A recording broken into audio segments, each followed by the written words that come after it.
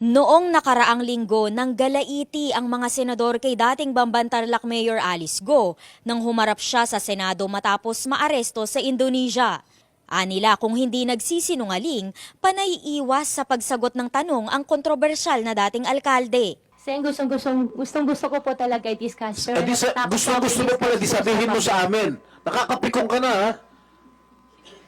Nakakagigil ka na. Muling pipigain si Go sa hearing ng Senate Committee on Women, Children, Family Relations and Gender Equality.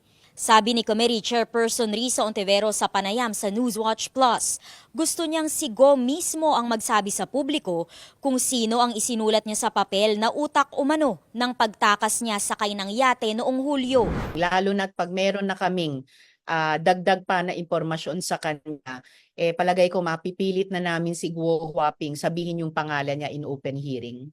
Ilang mambabatas na ang nagsabing ang Chinese na puganteng si Wang Jiang ang nagpadala ng yate. Ito raw ay boss ng mga Philippine Offshore Gaming Operator o POGO at may iba't ibang passport kaya mahirap matunton.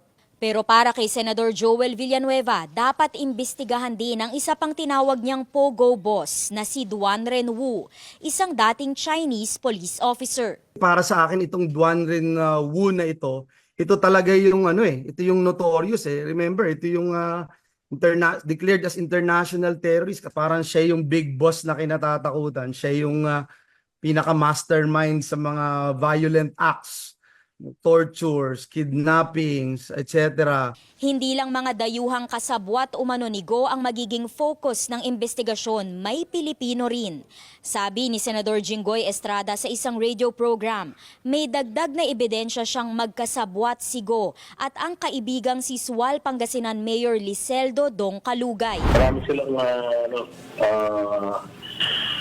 sosyo sa mga negosyo. Hindi lang dyan sa Pogo, kundi marami.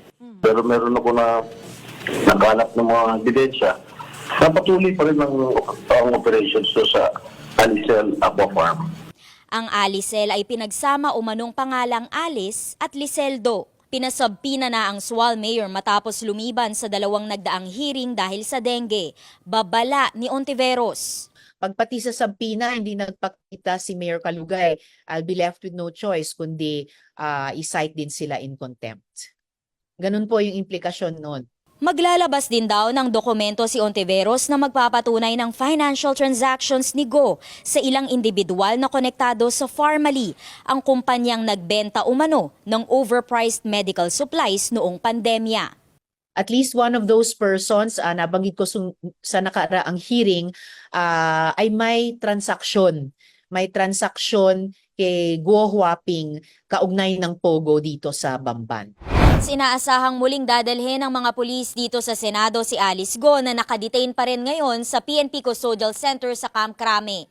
Gaganapin ang hearing alas 9 ng umaga dito sa Session Hall. Ito ang pinakamalaking venue dito sa Senate Building.